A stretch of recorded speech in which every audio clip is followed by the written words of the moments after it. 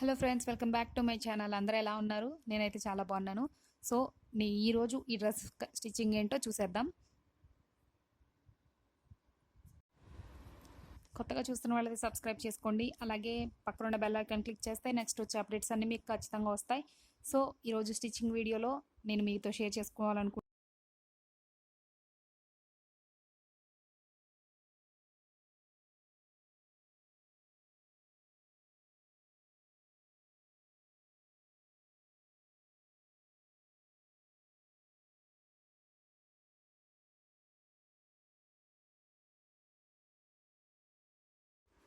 So నేను pins use చేస్తున్నాను కదలకుండా. ఫస్ట్ పిన్స్ పెట్టేసుకోండి.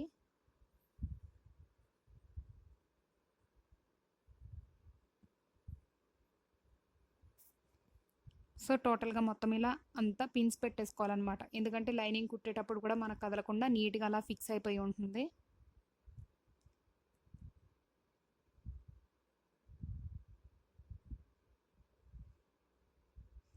అయిపోయింది కదా. ఇప్పుడు నేను దీన్ని స్టిచ్ చేస్తాను. ఓకే, నేను స్టిచ్ చేసేస్తున్నాను నార్మల్గానే. మనం స్టిచ్ కూడా నేను ఏది పెట్టుకున్నానంటే దగ్గరగా కుట్టే పెట్టుకున్నాను నేను. పిన్స్ ఇలా మెల్లగా రిమూవ్ చేస్తూ కుట్టేసుకోవచ్చు మీరు. అంటే కదలదు. పైగా ఏంటంటే మీకు మధ్యలో క్లాత్ మిగలటం లేకపోతే సైడ్కి వెళ్ళిపోవటం అనేది ఉండదన్నమాట ఇలా కుట్టుకోవటం వల్ల.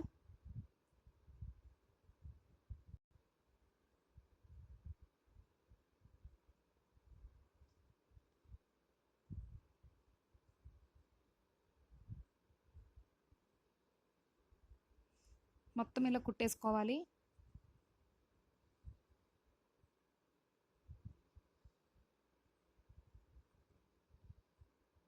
ఓకే, అయిపోయింది కదా. ఇప్పుడు నేను దీన్ని ఏం చేస్తానంటే కట్ చేసేస్తాను. కుట్టడం అయిపోయింది కాబట్టి ఇప్పుడు ఎప్పుడైనా సరే లైనింగ్ అతికాక కట్ చేసుకోండి. ముందే కట్ చేయదు మెయిన్ ఫ్యాబ్రిక్. ఎందుకంటే అటు ఇటు జరగకుండా నీట్గా ఉంటుంది అన్నమాట ఇలా కట్ చేసుకుంటే.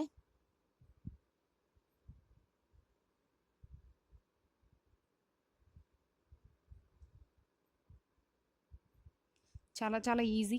మీరు కూడా ట్రై చేయండి. ఒకవేళ వీడియో మిస్ అయితే కనుక ఈ వీడియో డిస్క్రిప్షన్లో ఈ కటింగ్ వీడియో ఎలా కట్ చేశానో కూడా ఉంది కాబట్టి అది కూడా ఒకసారి మీరు చెక్ చేయొచ్చు. ఓకే, అయిపోయింది కదా. ఎప్పుడు మనకి మిడిల్లో మార్క్ చేసుకోవడానికి ఏంటంటే అక్కడ ఒక్కసారి కొంచెం చిన్న నాట్ పెట్టుకోవాలా కట్ చేయాలన్నమాట.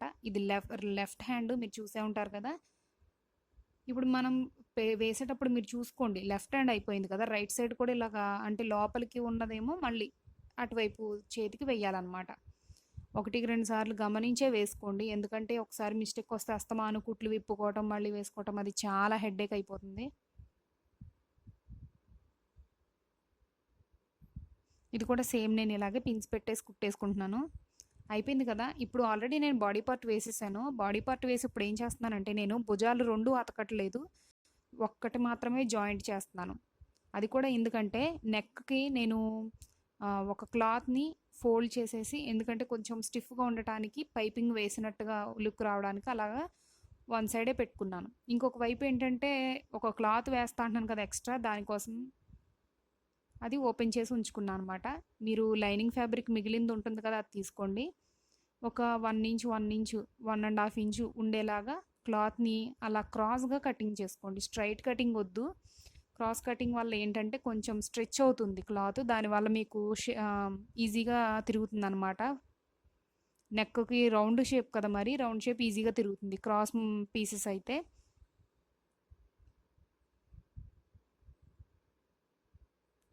నాకు ఇలా ఎంత సరిపోతుందో అంతవరకు తీసుకుంటున్నాను నేను. మీరు కూడా అలాగే, మీరు దానికోసం మీరు నెక్ పర్టికులర్గా ఏమీ మెజర్ చేయక్కర్లేదు. మీకు సరిపడా తీసుకుని ఎక్స్ట్రా ఉన్నది కట్ చేసేసుకోవచ్చు. ఈ 3 పీసెస్ కూడా దగ్గర దగ్గరగా జాయింట్ చేస్తాను. ఈ 3 పీసెస్ని జాయింట్ చేస్తున్నాను నేను. అంటే నెక్ చుట్టూ వేసేయడానికి అనమాట. ఎక్కడ మధ్యలో అస్తమానం వేరే క్లాత్ అటాచ్ అవసరం లేకుండా కంప్లీట్గా వేసేసుకునేలాగా నేను చేసుకుంటున్నాను.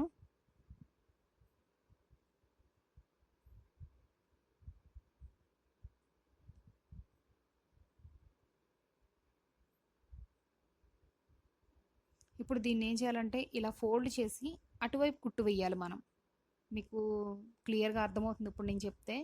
ఇలా ఫోల్డ్ చేసాను కదా నేను, దీన్ని ఇలా పెట్టేసి అటునుంచి ఇలా కుడతా అనమాట, మొత్తం నెక్ మొత్తం.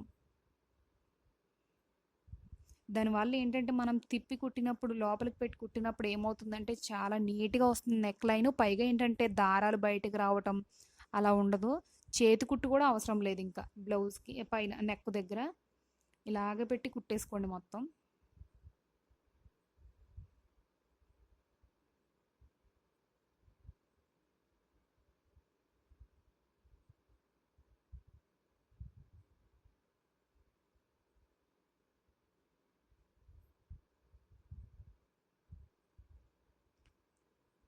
దియా అయితే ఇంకా మిషన్ దగ్గరే కూర్చుంది. నాకు చాలా భయం వేసింది కుట్టడానికి. అందుకనే చాలా బ్రేకులు ఇస్తూ కుట్టాను అనమాట. వీడియో కూడా చాలా వరకు లేట్ అవ్వడానికి కారణం అదే. ఎందుకంటే దియా నీడిల్ దగ్గర చేయి పెట్టేయటం అలా చేసేది. అందుకనే డైలీ వీడియోస్ కూడా అప్లోడ్ చేయకపోవడానికి కూడా రీజన్ అదే. సగం ఒక రోజు కుడుతున్నాను, సగం ఒక రోజు కుడుతున్నాను.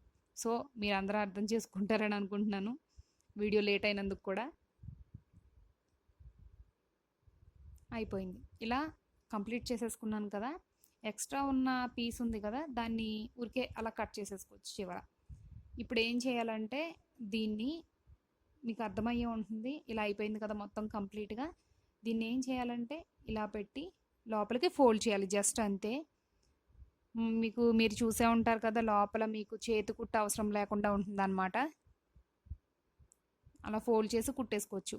సో అది ఈజీగా తిరగాలంటే మీరు ఏం చేస్తారంటే, రౌండ్ షేప్ ఉంది కదా దాని చుట్టూ కొంచెం కట్ చేసుకుంటూ వెళ్ళండి, చిన్న చిన్న కట్టింగ్ పెట్టుకుంటూ. అప్పుడు ఏంటంటే షేప్ బాగా తిరుగుతుంది. కట్స్ పెట్టుకుంటూ వెళ్ళాలి, ఎక్కువ పెట్టకూడదు. కుట్టు దాకా అంత దగ్గర దాకా వెళ్ళిపోకూడదు, జస్ట్ కొంచెం పెట్టాలంతే. నేను లైట్గా కట్ చేస్తున్నాను. ఇప్పుడు నేను ఏం చేస్తున్నానంటే దీన్ని తిప్పి కుట్టేస్తున్నాను అనమాట. జస్ట్ ఏమీ చేయట్లేదు, తిప్పేసి ఒక స్టిచ్ వేసేస్తున్నాను.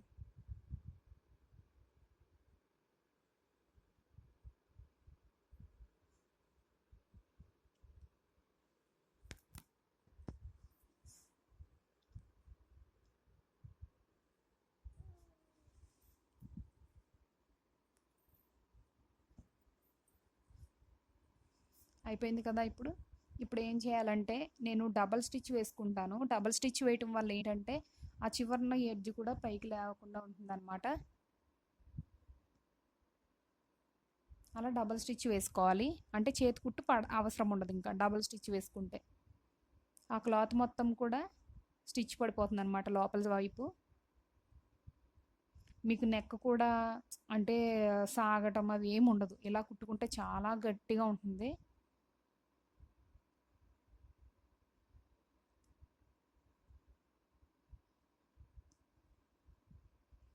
సో కంప్లీట్ అయిపోయింది కదా. ఇప్పుడు నేను ఎందుకు మీకు ఒకవైపు షోల్డర్ అతకలేదో మీకు అర్థమయ్యే ఉంటుంది.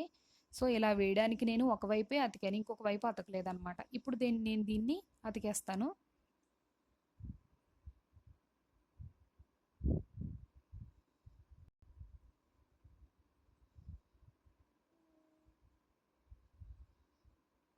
సో కంప్లీట్ అయిపోయింది. ఇలా ఉందన్నమాట మొత్తం ఓపెన్ చేశాక. నేను వెనకాల నెక్ పెద్దగా అన్నాను కదా, కాకపోతే నాకు పెద్దగా నెక్ ఏంటంటే ఫ్రంట్ పెట్టుకోవాలనిపించింది. అందుకని ఇది ఫ్రంట్కి ఉంచేసుకుంటున్నాను నేను. ఇప్పుడు హ్యాండ్స్ ఎలా అతకాలో కూడా చెప్తాను మీకు. మీకు ఆ లోతు తీసుకోవడం చెప్పాను కదా, హ్యాండ్స్ అవి ఇలా అతకాలన్నమాట. అంటే మిడిల్ పార్ట్ మనం పెట్టుకున్నాం చూసారు కదా, అలా ఎప్పుడు అలాగే చూసుకోవాలి. ఫస్ట్ మిడిల్ పార్ట్ నుంచి వేసుకుంటూ వెళ్ళాలన్నమాట. అక్కడ పట్టుకుని అటు నుంచి అలా మెజర్ చేసుకోవాలి. ఇప్పుడు నేను దీన్ని హ్యాండ్ కూడా స్టిచ్ చేసేస్తాను.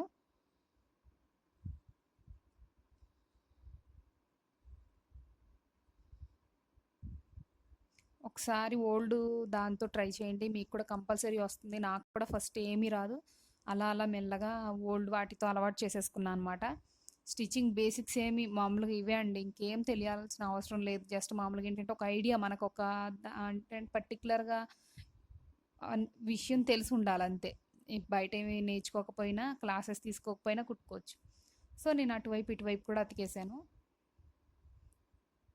ఇలా అనమాట. ఇప్పుడు హ్యాండ్ ఎలా చేస్తున్నానంటే నేను ఏమి ఇక్కడ పైపింగ్ వేయట్లేదు, కొంచెం ఫోల్డ్ చేసి కుట్టేస్తున్నాను. అది ఎలాగంటే ఇలా అయిపోయింది కదా. ఇలా జస్ట్ మామూలుగా ఏమీ లేదు, ఊరికే ఫోల్డ్ చేసి కుట్టేశాను అనమాట, చేతులు చివర అనమాట. అలా అయిపోయింది ఇంకా. ఇప్పుడు నేను కింద పార్ట్ తీసుకుంటున్నాను, అంబ్రెల్లా పార్ట్ అనమాట. ఇది లోపల లైనింగ్ కదా.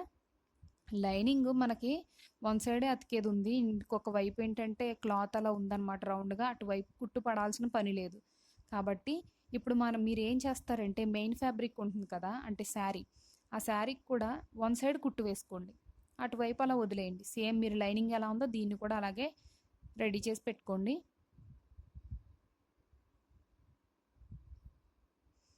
మీరు ఎప్పుడూ కూడా లైనింగు పైన ఉన్న ఫ్యాబ్రిక్ కూడా సమానంగా నడుం దగ్గర అటు ఇటు కూడా, అంటే ఎక్కువ తక్కువ ఉండకుండా క్లియర్గా ఉందో లేదో కూడా చూసుకోండి. లేదంటే మీరు అడ్జస్ట్ చేసుకోండి ముందే, లేకపోతే తర్వాత ఫ్రిల్స్ పెడితే అసలు బాగోదన్నమాట. ఒక నేను అవి రెండు కూడా కలిపి ఒక కుట్టు వేసేస్తాను. ఏం చేస్తున్నానంటే ఇప్పుడు నేను lining one side already close చేసే ఉంది క్లాత్, నేను ఇంకొక వైపు కూడా కంప్లీట్గా క్లోజ్ చేసేస్తున్నాను అనమాట, ఒక స్టిచ్ వేసేసి. మీరు ఇలాంటి స్టిచ్చెస్ అప్పుడు ఏం చేస్తారంటే నార్మల్ స్టిచ్ కాకుండా జిగ్జాగ్ స్టిచ్ ఉంటుంది కదా, అది వేస్తే మీకు గట్టిగా ఉంటుంది, మీరు రెండు కుట్లు వేయక్కర్లేదన్నమాట, ఒక కుట్టు వేసేసుకోవచ్చు. అలాగా మామూలుగానే కుడుతున్నాను నేను.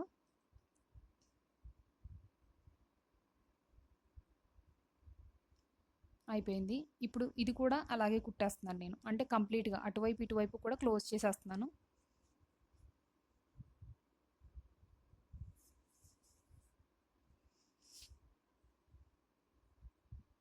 దియా అయితే చాలా చాలా ఇబ్బంది పెట్టేసింది, మీకు చూసే ఉంటారు కదా, మొత్తం అన్ని తీసుకొచ్చి మిషన్ దగ్గర పడేసింది, దాని డ్రెస్సులు అవి ఇవి.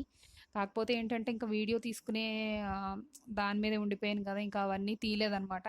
సో అవన్నీ చూసినా మీరు ఏమనుకోద్దు, పిల్లలు కదా ఇంకా తప్పదన్నమాట. ఇటు కూడా స్టిచ్ వేసేసుకుంటున్నాను నేను. క్లోజ్ చేసేసాను, అటు ఇటు టూ సైడ్స్ కూడా నేను క్లోజ్ చేస్తాను. ఇప్పుడు ఏం చేయాలంటే ఇలా చూసారు కదా, ఇటు రౌండ్ షేప్ వచ్చేసింది అటు. ఇప్పుడు ఏంటంటే దీన్ని లోపలికి పెట్టండి, లోపలికి పెట్టి లైనింగ్ అది కూడా ఇలా ఇలా పెట్టేసి, ఇలా అవి రెండు కదలకుండా కూడా గుండ్రంగా ఒక కుట్టు వేసేసుకోండి. నేను గుండ్రంగా కుట్టు వేసేసాను. సో అవి రెండు ఇంకా సాగడం కానీ జారడం కానీ ఉండవు, అది పక్కన పెట్టేసుకోండి. ఇప్పుడు మీరు ఓల్డ్ డ్రెస్ మెజర్మెంట్ తోటే కదా మనం కట్ చేసుకున్నాము, ఇప్పుడు కూడా ఓల్డ్ డ్రెస్ వేసి అసలు మీకు ఎంత టైట్ కావాలో అంత టైట్ వరకు మీరు మార్క్ చేసుకోండి.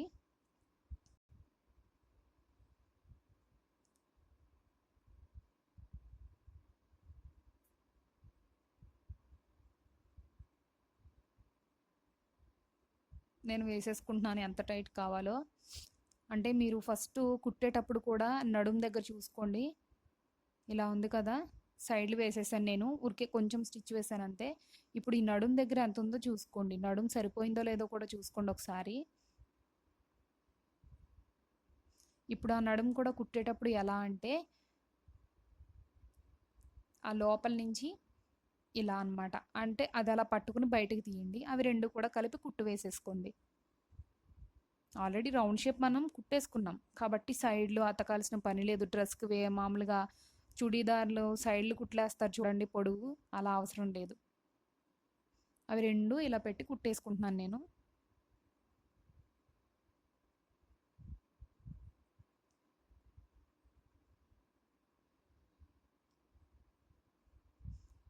డబల్ స్టిచ్ వేసుకుంటున్నాను, సింగిల్ కాదు డబల్ ఉండాలి కదా, ఎందుకంటే కొంచెం గట్టిగా ఉండాలి నడుం దగ్గర కుట్టు కూడా. సింగిల్స్ ఎప్పుడు వేయొద్దండి, రెడీమేడ్లకి ఎలాగో సింగిలే వస్తాయి, వాళ్ళు అలాగ వేసేస్తారు. మనం ఇంటి దగ్గర కుట్టుకునేటప్పుడు మాత్రం కొంచెం గట్టిగా ఉండేలాగా రెండు కుట్లు వేసుకోండి.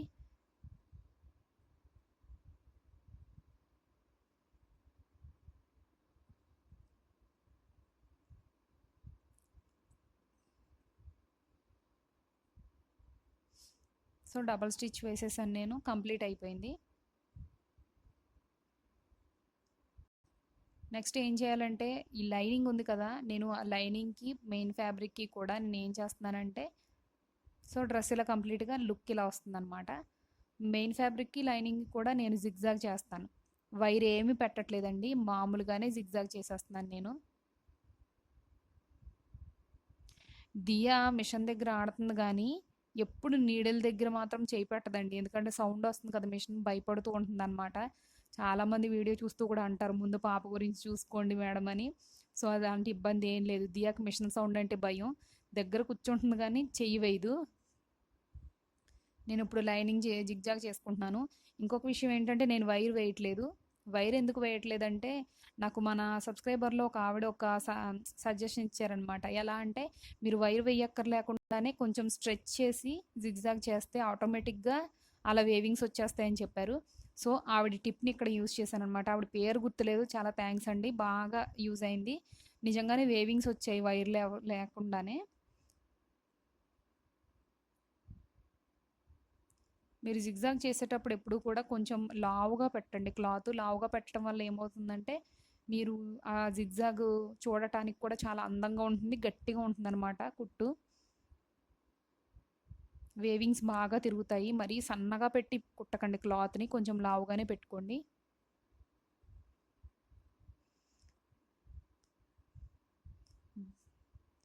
సో లైనింగ్ కంప్లీట్ అయిపోయింది. లైనింగ్ జిగ్జాగ్ చేయటం చూడండి ఎంత బాగా వచ్చిందో వేవింగ్స్, నిజంగా చాలా బాగుంది.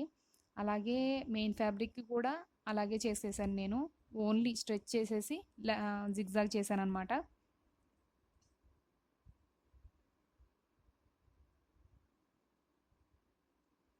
ఆడుకుంటూ మిషన్ని తన్నుతూనే ఉంది దియా. అసలు ఆ మిషన్ ఎన్నిసార్లు జరిగిపోయిందో.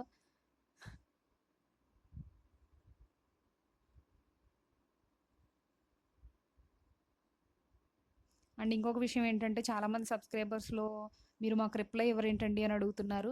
మీరు చూశారు కదా వీడియోలో, నాకు బేబీ తోటి అలాగే వీడియోస్ ఎడిటింగ్ చేసుకోవటం, షూటింగ్ చేసుకోవటం, ఇవన్నీ చాలా బిజీ అయిపోతున్నాను. కాబట్టి రిప్లై ఇవ్వలేనందుకు ఏమనుకోవద్దు. సో వేవింగ్స్ ఎలా వచ్చాయి, చాలా అంటే చాలా బాగా వచ్చాయి. నిజంగా టిప్ చెప్పినందుకు చాలా థ్యాంక్స్ అండి. జస్ట్ బాగా సాగదీసి జిగ్జాగ్ చేసేస్తే ఆటోమేటిక్గా ఫ్రిల్స్ వచ్చేసాయి అనమాట.